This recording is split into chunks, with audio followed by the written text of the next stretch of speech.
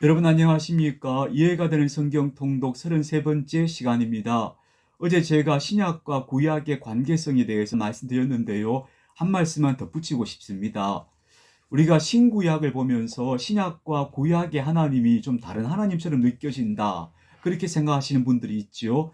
이런 이야기는 초대교회 이후로부터 중요한 신학적 주제가 되기도 했습니다. 이걸 어떻게 이해하면 좋을까? 이렇게 이해하시는 것이 저는 가장 바람직하다고 생각합니다. 구약에서부터 사람들은 하나님을 조금씩 알게 되었다라고 보는 거예요. 우리는 하나님께서 당신의 모습을 드러내 보여주실 때, 즉 계시할 때만 우리가 하나님을 알 수 있는 존재예요. 우리가 찾아가서 만나거나 우리가 연구해서 알 수 있는 그런 하나님이 아니시거든요. 그래서 하나님께서 당신을 드러내시는데 그 계시가 점증될수록, 그 계시가 많아질수록 하나님에 대해서 우리가 보다 정확하게 이해하게 되어가는 그런 과정을 보여주는 것이 바로 구약 성경의 역사다, 그렇게 보면 좋겠고요. 그래서 신약 성경에 와서 예수님이 비로소 하나님의 온전하신 모습을 보여주셨다, 이렇게 이해하시면 좋겠습니다. 그래서 제가 예수님이 말씀하신 그 말씀의 렌즈를 가지고 구약을 봐야 한다라고 말씀드린 이유가 바로 거기에 있습니다. 요한복음에서 요한이 이렇게 설명하지요. 본래 하나님을 본 사람이 없으되 하나님 품 속에 있는 독생하신 하나님이 나타내셨느니라. 그래요. 아무도 하나님을 직접 본 사람이 없어요. 그러니까 하나님의 온전하신 모습을 본 사람이 아무도 없는데 하나님이 사람의 몸을 입고 이 땅에 오셔서 성육신 하셔서 우리가 볼 수 있는 형태로 하나님의 성품과 하나님의 모습을 드러내신 거예요. 그분이 바로 예수님인 거죠. 그래서 예수님이 바로 하나님에 대한 최종적 계시다, 이렇게 보시면 좋겠어요. 그래서 모든 하나님의 뜻, 하나님의 모습, 하나님의 성품에 대한 모든 기준은 바로 예수님이시다, 예수님이 완결된 계시다, 이렇게 보시면 좋겠고요. 그래서 우리는 예수님을 본받아 가는 것이 우리의 삶의 목표가 되는 거죠. 그분은 하나님의 모습을 온전히 보여주셨고 동시에 참 사람이셨죠. 그래서 사람이 마땅히 이런 모습이어야 하는구나 하는 것을 보여주신 분이 바로 예수님이시기 때문에 우리는 그리스도 예수님을 목표로 살아가는 사람들이다, 이렇게 정의할 수 있겠습니다. 자, 민수기 11장 24절 읽어보겠습니다. 모세가 나가서 여호와의 말씀을 백성에게 알리고 백성의 장로 70인을 모아 장막에 둘러 세우매 여호와께서 구름 가운데 강림하사 모세에게 말씀하시고 그에게 임한 영을 70장로에게도 임하게 하시니 영이 임하신 때에 그들이 예언을 하다가 다시는 하지 아니하였더라. 그 기명된 자 중 엘닷이라 하는 자와 메닷이라 하는 자 두 사람이 진영에 머물고 장막에 나아가지 아니하였으나 그들에게도 영이 임하였으므로 진영에서 예언한지라. 한 소년이 달려와서 모세에게 전하여 이르되 엘닷과 메닷이 진중에서 예언하나이다 하매 택한 자 중 한 사람 곧 모세를 섬기는 눈의 아들 여호수아가 말하여 이르되 내 주 모세여 그들을 말리소서. 모세가 그에게 이르되 내가 나를 두고 쉬게 하느냐. 여호와께서 그의 영을 그의 모든 백성에게 주사 다 선지자가 되게 하시기를 원하노라. 모세와 이스라엘 장로들이 진중으로 돌아왔더라. 하나님께서 모세가 뽑아 세운 70인의 장로들에게도 하나님의 영을 감동시키셨다는 이야기죠.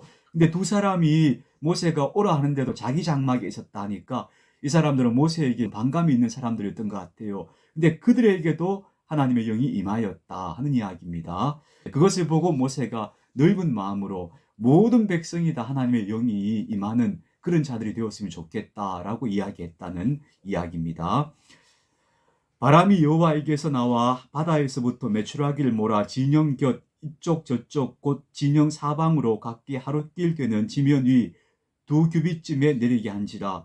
백성이 일어나 그날 종일 종야와 그 이튿날 종일토록 메추라기를 모으니 적게 모은 자도 10호멜이라. 그들이 자기들을 위하여 진영 사면에 펴두었더라. 고기가 아직 이 사이에 있어 씹히기 전에 여호와께서 백성에 대하여 진노하사 심히 큰 재앙으로 치셨으므로 그곳 이름을 기브롯 핫다아와라 불렀으니 욕심을 낸 백성을 거기 장사함이었더라. 백성이 기브롯 핫다아와에서 행진하여 하세로세르로 거기 거하니라. 드디어 말씀하신 것처럼 메추라기 때가 임하였습니다. 그래서 그 백성이 메추라기 고기를 마음껏 먹게 되었는데, 그런데 많은 백성들이 재앙으로 죽었다 하는 이야기가 나와요. 그래서 기브롯 핫다 아와라고 하는 이 지명이 생겼는데, 이 바로 탐욕의 무덤이란 뜻이에요. 자세히 밝히지 않습니다만 메추라기 고기가 많이 그들에게 임했음에도 불구하고 탐욕을 부리다가 하나님의 진노를 받았다 하는데, 그 재앙은 아마도 전염성 질병 같은 것이었을 것이라고 보여집니다. 자, 민수기 12장 들어갑니다. 모세가 구스 여자를 취하였더니 그 구스 여자를 취하였으므로 미리암과 아론이 모세를 비방하니라. 여기서 모세가 구스 여인, 에티오피아죠. 에티오피아 여인을 아내로 삼았다고 말하는데, 아마도 모세가 상처를 하고 두 번째 아내를 얻은 것이 아니냐 이렇게 보여지는데요. 문제는요, 모세가 이방 여인을 취하였다는 거예요. 그걸 가지고 미리암과 아론이 모세를 비방했다라고 나오는데, 이 말의 배경들을 우리가 생각해 볼 필요가 있습니다. 출애굽기에 보면요, 이스라엘 자손이 6월절 밤에 급히 애굽 땅에서 나오게 되잖아요. 근데 그때 많은 잡족들이 그들과 함께 나왔다고 돼 있어요.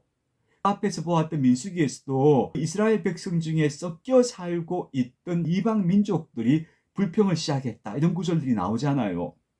이걸 보면 출애굽해서 지금 함께 걸어가고 있는 이스라엘 민족이 단일한 혈연 공동체가 아니라는 것을 알 수가 있어요. 물론 주축이 되는 세력들은 야곱의 후손들이었을 거예요.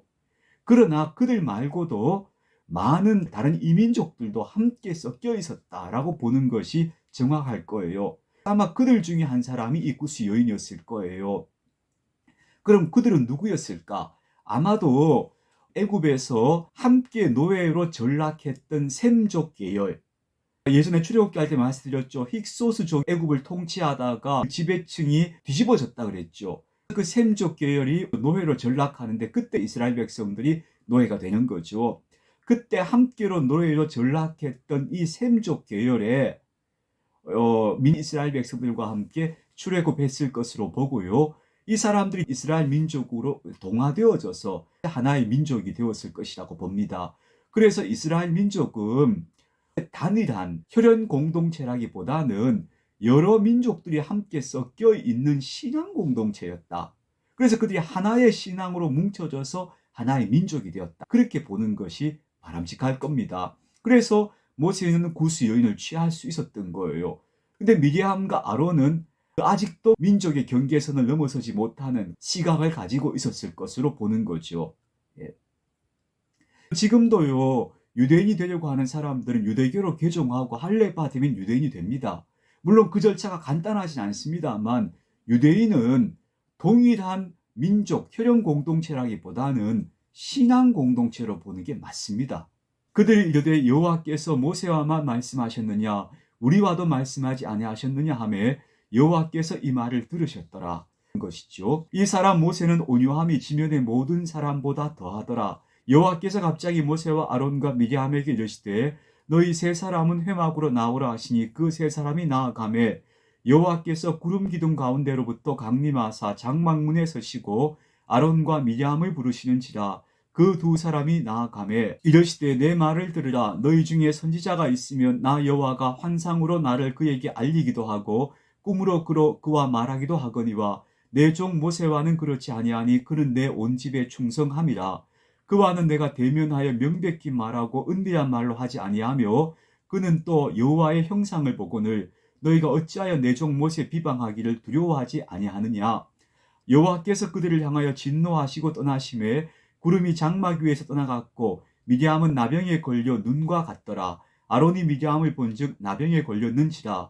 아론이 이에 모세에게 이르되 슬프도다 내 주여 우리가 어리석은 일을 하여 죄를 지었으나 청하건대 그 벌을 우리에게 돌리지 마소서. 그가 살이 반이나 썩어 모태로부터 죽어서 나온 자같이 되지 않게 하소서. 모세가 여호와께 부르짖어 이르되 하나님이여 원하건대 그를 고쳐주옵소서.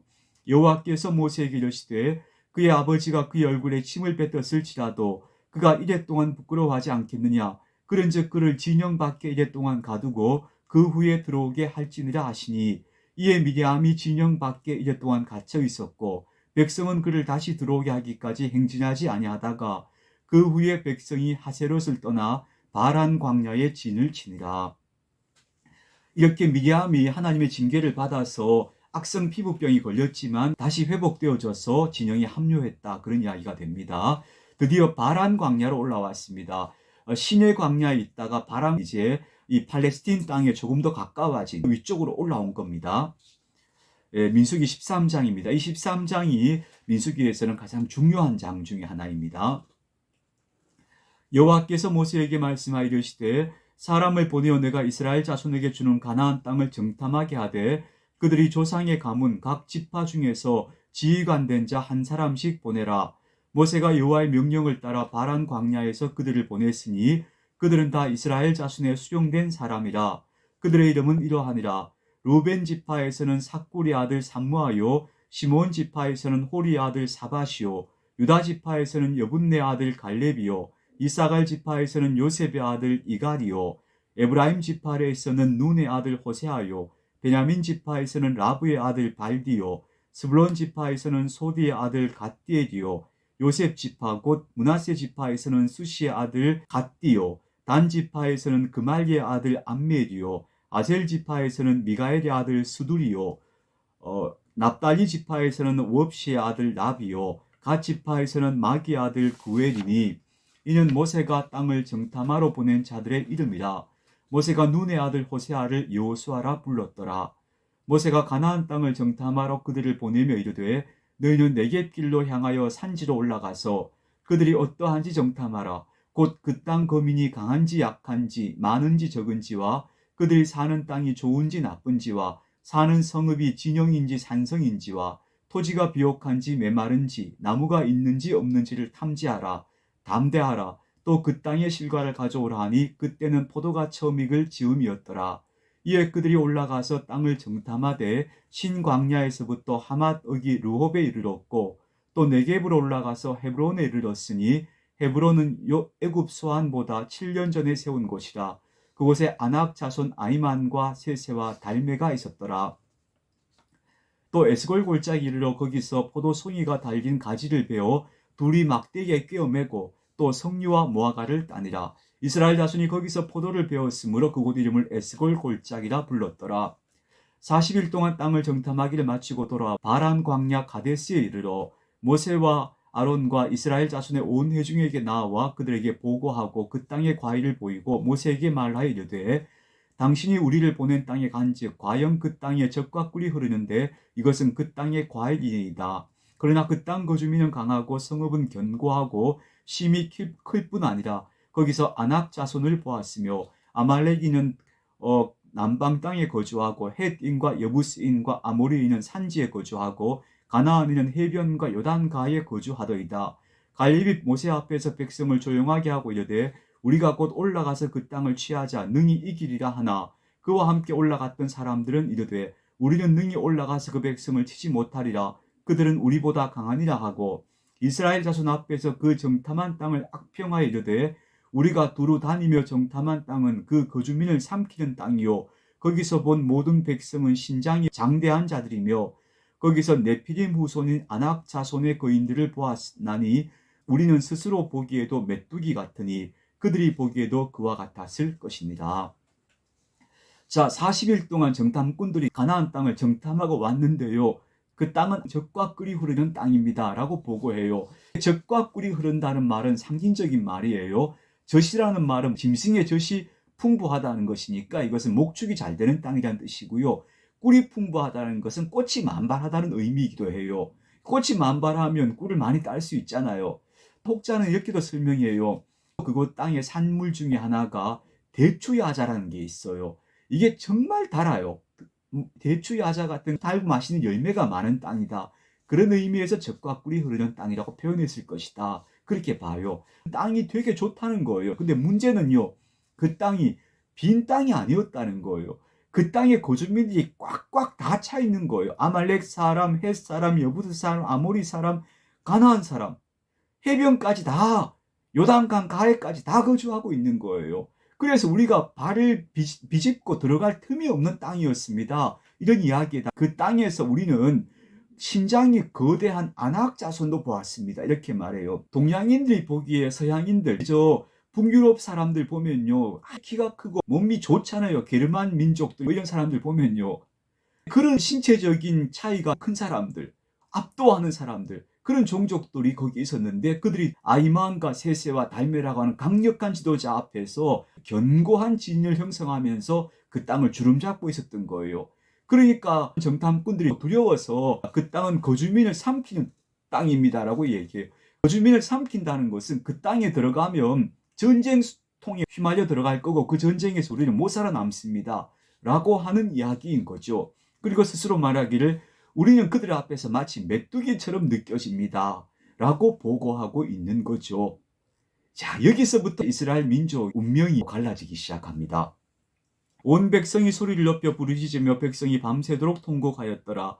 이스라엘 자손이 다 모세와 아론을 원망하며 온 회중이 그들에게 이르되 우리가 애굽 땅에서 죽었거나 이 광야에서 죽었으면 좋았을 것을 어찌하여 여호와가 우리를 그 땅으로 인도하여 칼에 쓰러지게 하려 하는가? 우리 처자가 사로잡히기니 애굽으로 돌아가는 것이 낫지 아니하랴. 이에 서로 말하되 우리가 한 지휘관을 세우고 애굽으로 돌아가자 하매 모세와 아론이 이스라엘 자손의 온 회중 앞에서 엎드린지라. 그 땅을 정탐한 자 중 눈의 아들 여호수아와 여분네 아들 갈렙이 자기들의 옷을 찢고 이스라엘 자손의 온 회중에게 말하여 이르되 우리가 두루 다니며 정탐한 땅은 심히 아름다운 땅이라. 여호와께서 우리를 기뻐하시면 우리를 그 땅으로 인도하여 들이시고 그 땅을 우리에게 주시리라. 이는 과연 젖과 꿀이 흐르는 땅이니라. 다만 여호와를 거역하지는 말라. 또 그 땅 백성을 두려워하지 말라. 그들은 우리의 먹이라. 그들의 보호자는 그들에게서 떠났고 여호와는 우리와 함께 하시느니라. 그들을 두려워하지 말라 하나 온 백성이 그들을 돌로 치려 하는데 그때 여호와의 영광이 회막에서 이스라엘 모든 자손에게 나타나시니라. 여호와께서 모세에게 이르시되 이 백성이 어느 때까지 나를 멸시하겠느냐? 내가 그들 중에 많은 이적을 행하였으나 어느 때까지 나를 믿지 않겠느냐? 내가 전염병으로 그들을 쳐서 멸하고 내게 그들보다 크고 강한 나라를 이루게 하리라. 모세가 여호와께 여짜오되 애굽인 중에서 주의 능력으로 이 백성을 인도하여 내셨거늘 그리하시면 그들이 듣고 이 땅 거주민에게 전하리이다. 주 여호와께서 이 백성 중에 계심을 그들도 들었으니 곧 주 여호와께서 대면하여 보이시며 주의 구름이 그들 위에 섰으며 주께서 낮에는 구름 기둥 가운데에서 밤에는 불 기둥 가운데에서 그들 앞에 행하시는 것이니이다. 이제 주께서 이 백성을 하나같이 죽이시면 주의 명성을 들은 여러 나라가 말하여 이르기를 여호와가 이 백성에게 주기로 맹세할 땅에 인도할 능력이 없었으므로 광야에서 죽였다 하리이다. 이제 구하옵나니 이미 말씀하신 대로 주의 큰 권능을 나타내옵소서.